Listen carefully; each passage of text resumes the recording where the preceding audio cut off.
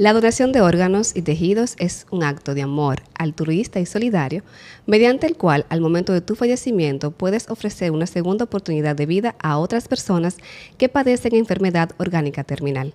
Esto es el sí más importante de la vida.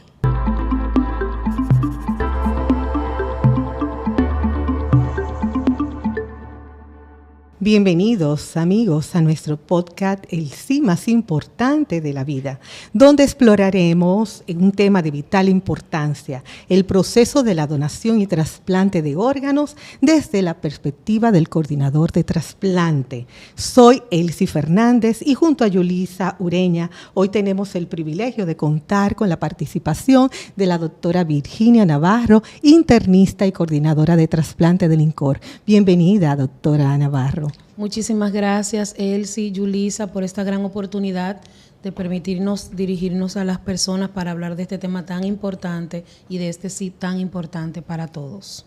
Cuéntenos, doctora, ¿cómo usted inicia su proceso de coordinadora de trasplante en el INCOR? Bien, yo tuve la gran oportunidad de formarme como emergencióloga en el Hospital General de la Plaza de la Salud, uno de los principales hospitales que participa en este tema de trasplante y donación, y allí, como parte de mi formación, tuve la oportunidad de rotar como estudiante en el Departamento de Coordinación de Trasplante. Ahí conocí coordinadores y de qué se trataba este proceso, me interesé y así continué la búsqueda y tuve la oportunidad de, en esa búsqueda, pues encontrar el INCOR, conocer de qué se trata todo esto y formar parte del grupo humano que día a día trabaja para que cada vez más personas puedan recibir una donación y puedan vivir mejor. Excelente, doctora. Doctora, y adentrándonos un poquito más en el tema que estaremos abordando el día de hoy, que es el proceso ya de la donación y el trasplante. ¿Qué es la donación? Es un acto de amor, un acto altruista, desinteresado, en el cual una familia decide o una persona antes de morir decide que sus órganos al morir puedan pasar a otra persona. En este caso, una persona enferma con una condición terminal que sin ese proceso no podría sobrevivir. ¿Y cuál es la importancia de este acto de amor que usted nos... La gran importancia que tiene la donación de órganos es que no solamente impacta en la vida del receptor, también en la familia que ha decidido dar este sí, ayuda a que el mismo proceso de duelo sea más llevadero, porque a través de la donación tú puedes convertir a tu familiar en un héroe. No importa quién haya sido tu familiar en vida, si tuvo en algún momento esa conversación en familia con esa voluntad anticipada de que si algo le pasara, pudieran utilizar sus órganos para salvar otras vidas, inmediatamente esta persona se convierte en un héroe.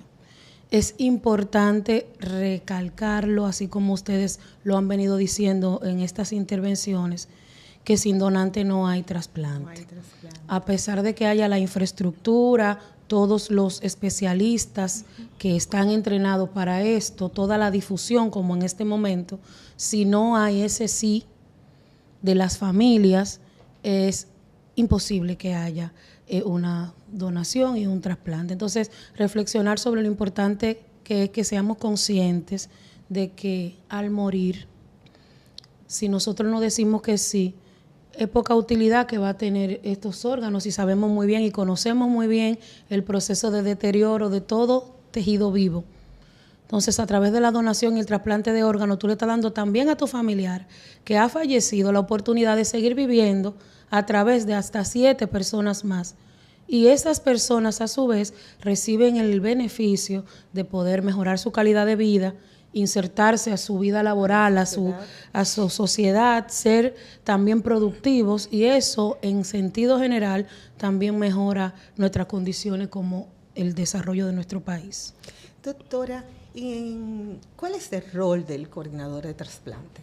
El coordinador de trasplante es una figura importante dentro de este proceso, porque es quien enlaza a ese donante con el sistema y con el receptor a través de diversas actividades que va a ir realizando desde el momento en que es notificado de que hay un posible donante. Y ese momento es cuando la persona ha fallecido.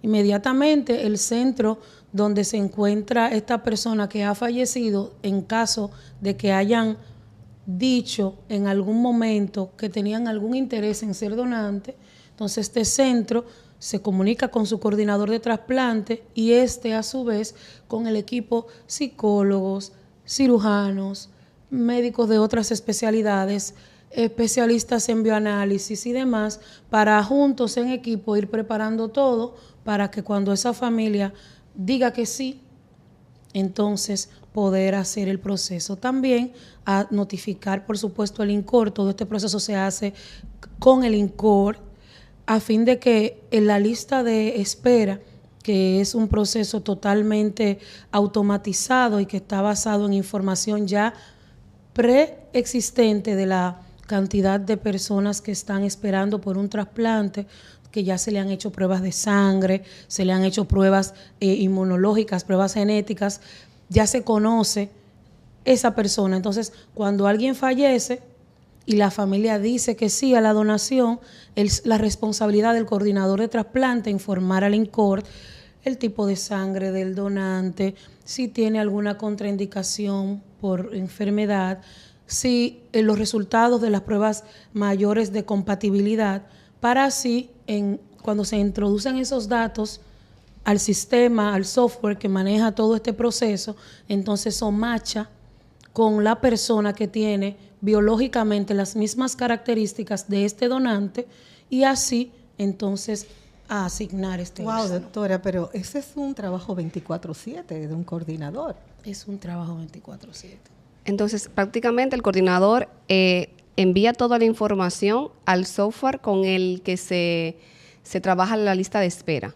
Mandamos la información al INCOR porque la lista de espera es un proceso totalmente privado que tiene un control especial y una custodia especial a través del que ustedes no Estado. Nosotros conocen no ni tenemos manejan nada. acceso a esa información, solamente a la que tomamos por los resultados de las pruebas que se realizan al potencial donante. Ok, ahorita usted mencionaba, doctora, también que, claro está, como bien lo ha dicho usted, sin donante no hay trasplante y que no importa la infraestructura ni la cantidad de médicos que estén especializados en el área. Entonces, quiere decir que existen unos requisitos especiales para poder darse el proceso de la donación. Claro. ¿Cuáles son esos requisitos, doctora? Claro que sí, mire, lo primero es que cualquier persona puede ser donante, no importa la edad, no importa el sexo, no importa su orientación sexual, no importa nada. Si es un ser vivo como nosotros, un ser humano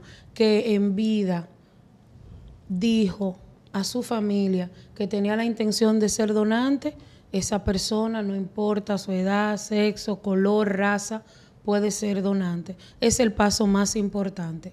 Ya luego que se ha dado ese paso, entonces entra en proceso todo este engranaje de la detección del donante, la evaluación, el mantenimiento y todos esos procesos que ya son más técnicos, pero que es importante que la comunidad sepa que no es un proceso a lo loco.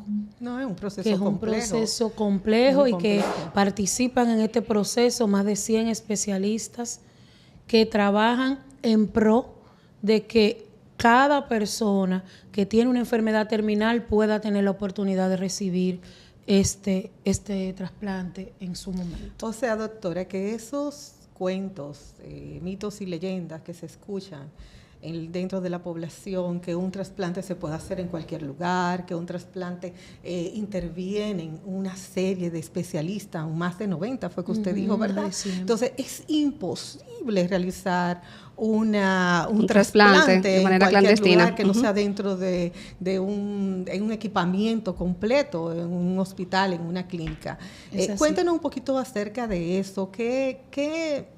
¿Cómo podemos nosotros desbaratar esa idea, o sea, tan fuera de serie, que un trasplante se puede hacer en cualquier lugar, cuando Sí. usted dice que se necesitan más de 90 especialistas? Realmente es producto de la misma desinformación, porque hasta el momento actual no hay ningún caso que se conozca judicializado por este tipo de acciones. Además, por lo que he explicado de la complejidad de lo que es la lista de espera y que hay que hacer pruebas especiales de compatibilidad, o sea, pruebas genéticas especiales que ya están en ese sistema.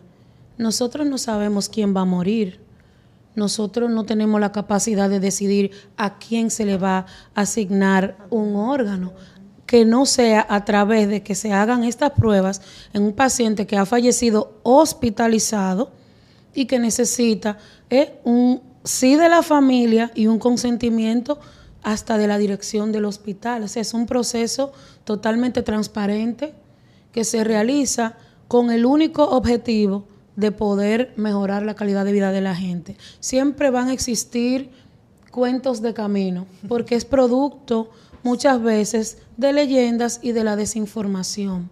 Entonces, pero es nuestro deber, con espacios como estos, seguir promoviendo y que la gente sepa que en este país hay una legislación fuerte para los fines de que este proceso se desarrolle de manera transparente, que tiene rectores a nivel ministerial, que está la Comisión Nacional, el Instituto Nacional de Coordinación de Trasplantes, todo esto creado a través de la Ley 329-98, que rige incluso cómo debe hacerse el diagnóstico y qué otras medidas hay que tomar para verificar todos los procesos a fin de que esto sea siempre un proceso transparente. Entonces, doctora, según lo que estoy entendiendo, si yo fallezco en mi casa, ¿no puedo ser donante de órganos? En este país, por el momento, no. Porque en otros países, como España, que es el referente, se hace la donación en asistolia. Es otro proceso que ya está integrado con los sistemas de atención prehospitalaria, que pronto nos iremos encaminando hacia allá, porque hemos visto que también la atención prehospitalaria en la República Dominicana se ha ido desarrollando de manera exponencial. Pero por el momento, en la República Dominicana, donante cadavérico, una persona que ha fallecido en un hospital en muerte cerebral, quiere decir que el que se detuvo es el cerebro. El corazón puede seguir latiendo y al latir, como es una bomba de sangre, va a bombear toda esa sangre mientras esté recibiendo oxígeno, va a estar bombeando los demás tejidos y van a estar recibiendo oxígeno. Van a estar recibiendo oxígeno esos órganos y tejidos, pero esa persona que tiene muerte cerebral ha perdido toda capacidad desde el punto de vista funcional para poder mantenerse respirando, para poder sobrevivir si no fuera por el soporte de ventilación mecánica y otros procesos que se dan en la unidad de cuidado intensivo. O sea, que una persona que se caiga muerto en la casa, en la República Dominicana, o en la calle también, o en la calle o en cualquier lugar, exacto, que no sea un hospital, que no llegue o sea, la unidad de cuidados intensivos, que no haya llegado o a una emergencia, a un área de reanimación, que también es posible que si ha sufrido una lesión cerebral devastadora, ingrese a la emergencia por la unidad de reanimación, y cuando se hagan las evaluaciones, pues determinan que esté en muerte encefálica, pero también en esa unidad tiene soporte ventilatorio para poder garantizar ese oxígeno y que ese corazón siga latiendo. El único objetivo que tendríamos nosotros como coordinadores para mantener a alguien que ha fallecido en un soporte ventilatorio es si la familia ha decidido que esta persona sea donante de órganos, porque según la ley 329-98, la muerte cerebral es la muerte misma desde el punto de vista legal. Okay. ¿Y en cuáles centros hospitalarios del país se puede realizar el trasplante de órganos? Viendo toda el tema de la complejidad de infraestructura, de personal especializado en el área, que cuente con esas unidades de cuidados intensivos bien equipadas. Así es. Hay que dividir entre los hospitales que son, vamos a decir, que captan este tipo de pacientes, o sea, hospitales que tienen la infraestructura y la capacidad de ingresar pacientes a unidades de cuidado intensivo, como ha referido, donde al estar este paciente que ha fallecido en esa unidad se activa, como dijimos al inicio, el coordinador de trasplante, junto con el equipo de psicólogos y los que tienen el entrenamiento para hablar con la familia, lo hacen. Nunca el equipo que está involucrado en la atención y tratamiento del paciente se involucra en hablarle a la familia sobre estos temas. Es el deber del médico que asiste, permanecer en lo asistencial y en caso de que se diagnostique el fallecimiento en muerte cerebral, pues ponerse en contacto con el INCORD o con el coordinador de trasplante de su hospital para los fines que continúan a partir de la muerte del potencial donante.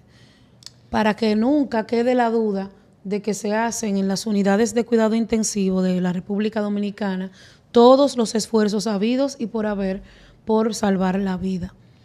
Hay situaciones que son devastadoras, que son incompatibles con la vida desde el punto de vista de trauma, que es uno de los principales problemas en nuestro país y de las principales causas de muerte en personas jóvenes por los accidentes de tránsito. Sería bueno que si pudiera mencionarnos los centros y así todo el que nos está viendo puede saber a cuáles centros puede dirigirse, o en caso de que un familiar le fallezca en uno de esos centros, pues ya... Sí, dentro de los centros donde se hacen estos procesos está el Hospital Traumatológico Ney Arias Lora, está el Hospital General de la Plaza de la Salud, CEDIMAT, está el Hospital Darío Contreras, está en la región norte. En las 9 regiones tenemos coordinadores de trasplante, y todo hospital y centro privado que tenga la capacidad de ingreso de pacientes a unidades de cuidado intensivo con todos los estándares está en capacidad de activar al INCORD o a un coordinador de trasplante de su región para estos fines. Ahora, para los fines de implante, para los fines de realizar el trasplante, que es otro proceso, entonces está el Hospital Secanot, donde se hacen estos tipos de actividades quirúrgicas ya más especializadas, que es el implante. La gente confunde cuando hablamos de donación y trasplante. O sea, hay unos centros que son generadores. Exacto. Y hay otros que son trasplantadores. Exacto. Dentro de los trasplantadores tenemos a Secanot. Creo también que el HOMS no hace unos meses, creo que el año pasado, también entró como uno de los centros trasplantadores. Y hay algunos que son de donante vivo, que hacen trasplantes de donante vivo, y otros que hacen los trasplantes de donante cadavérico. Entonces son Plaza de la Salud, Secanot y el HOMS. Así es.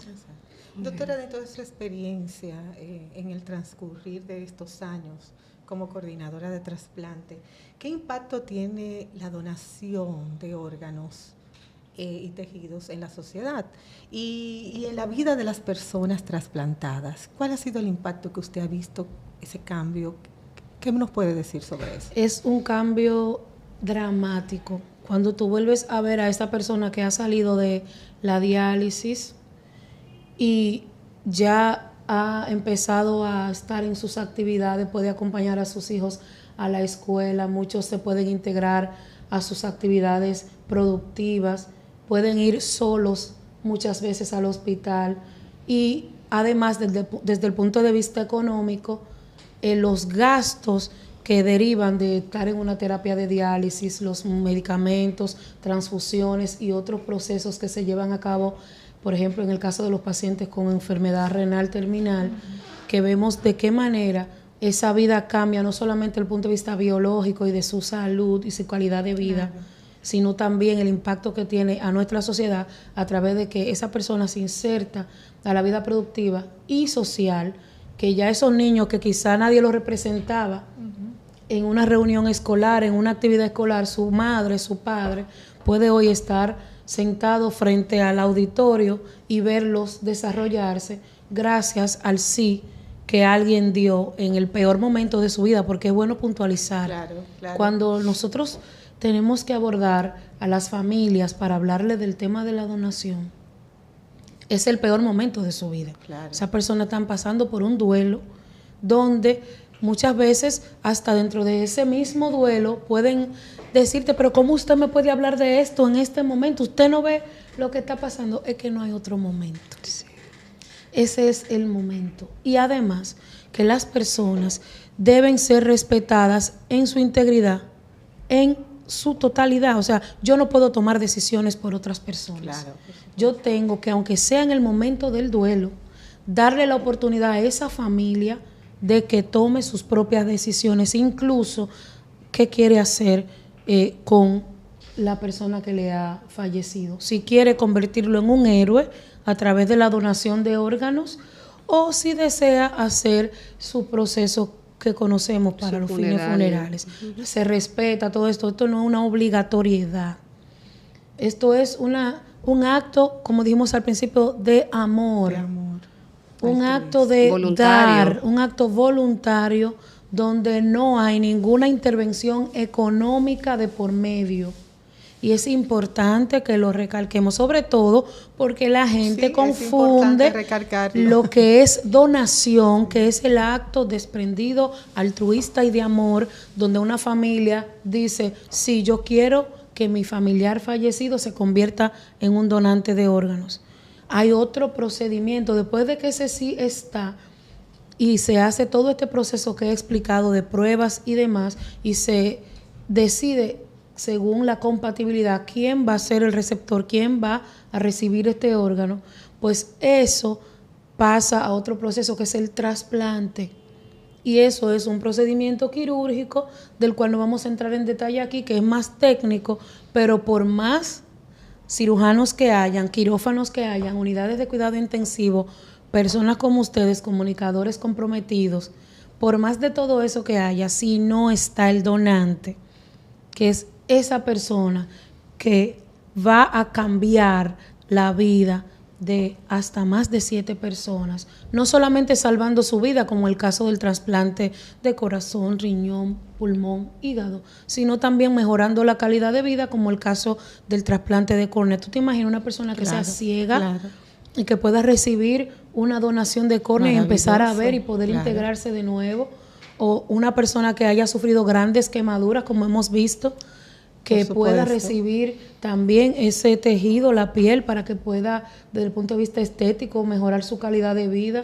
O sea, es muy amplio todos los beneficios que puede ofrecer la donación y el trasplante de órganos, no solamente desde el punto de vista biológico y de salud, sino el impacto que tiene a nivel de la sociedad, incluso en lo que tiene que ver en el desarrollo de nuestro país. Sí, en el episodio anterior nosotros tuvimos aquí a 2 pacientes que nos estuvieron contando su testimonio y de verdad que es muy inspirador uno ver la forma en el que ellos renacen, por así decirlo, luego de una enfermedad, de estar quizás postrados en una cama, ya el cambio que da su vida, un giro de 360 grados, según lo que ellas pudieron contarnos, compartirnos. O sea, es maravilloso, de verdad que sí. Así es. Doctor. Pero déjame hacer una preguntita a la doctora, porque tomando en consideración esa perspicacia que debe tener un coordinador de trasplante, no es cualquier persona que puede dar una mala noticia a los familiares de un paciente. Hay que tener en cuenta esos detalles y esas cualidades que le suman para que una solicitud para un donante sea positiva. ¿Cuáles son esas cualidades que debe tener un coordinador de trasplante? Mira, te voy a responder esa pregunta, pero te voy a decir que independientemente de las cualidades de comunicación que pueda tener, la capacidad de ser asertivo, esa preparación, esos entrenamientos que se reciben tanto dentro como fuera del país, la piedra angular para que una familia diga un sí es el trato humanizado en los servicios de emergencia, cuidados críticos. Todas las personas que desde que la persona entra por esa puerta de esa clínica, de ese hospital, ese trato que debe, ¿verdad?, ofrecerle. Así es. O sea, que eso es vital. Eso es vital. Porque, por ejemplo, llega un paciente accidentado, lo trae, por ejemplo, la familia en un vehículo de motor que no necesariamente es una ambulancia. Llega a la emergencia y un equipo de personas se abalanza sobre ese usuario, lo lleva al área donde debe estar, se involucra en su atención porque es la prioridad. Claro. Pero además debemos ser conscientes como prestadores de servicios de salud que la familia que está ahí detrás de esa puerta afuera necesita saber qué está pasando con su familiar. Alguien debe recibir salir. ese trato apropiado, ¿verdad? Que muchas Así veces es avasallante. Así es. Alguien debe salir de todo ese proceso donde se está salvando una vida.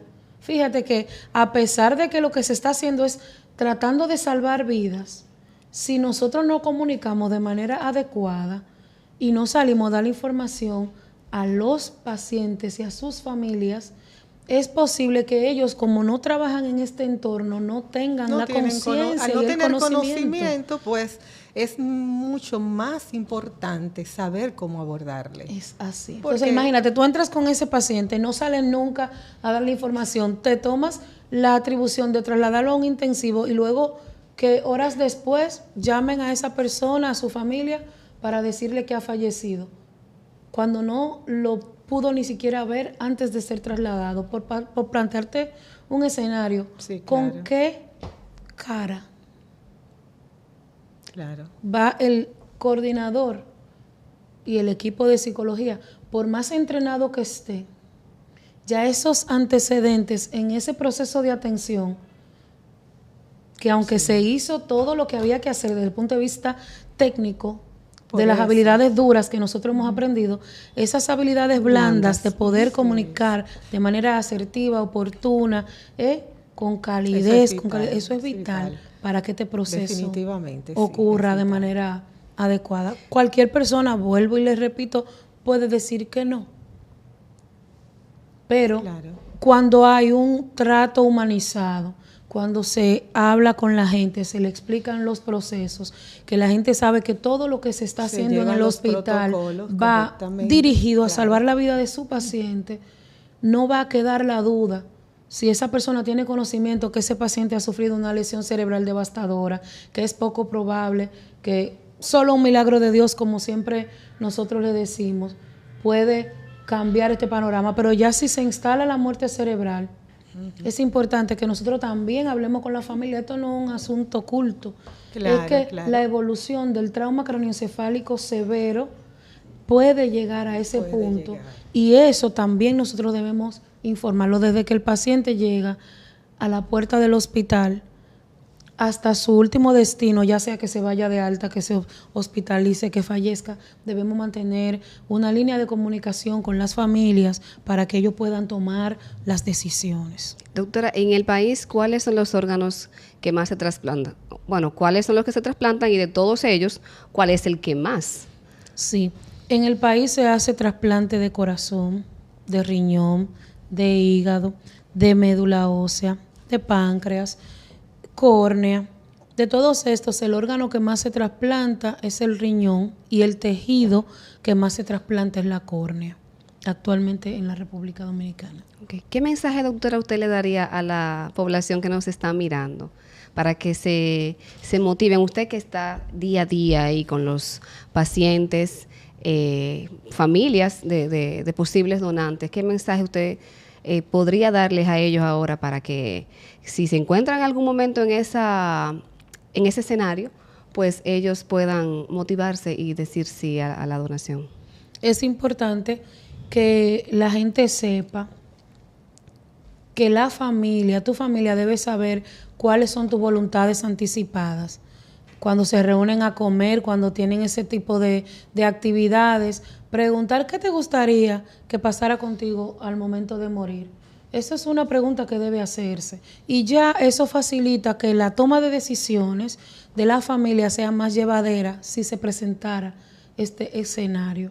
Lo más importante es que la familia esté informada de mis voluntades anticipadas. No es porque estamos pensando en morir. No, claro. Sino que son conversaciones que debemos tener, así como se tienen conversaciones y se hacen incluso testamentos desde el punto de vista de otros puntos de vista. Hay un dicho por ahí que dice que no hay una cosa más segura que la muerte. Es así. Así es. Que todos conozcan, incluso si una persona ha dicho en vida que no quería ser donante de órganos, aunque la familia diga que sí, como es un proceso transparente que se respeta la integralidad del ser humano desde que nace hasta que muere, nosotros no procedemos con ese proceso de donación, aunque la familia diga que sí. Si en algún momento de la entrevista ellos expresan que esa persona no estaba de acuerdo, eso se respeta, aunque toda la familia diga que sí.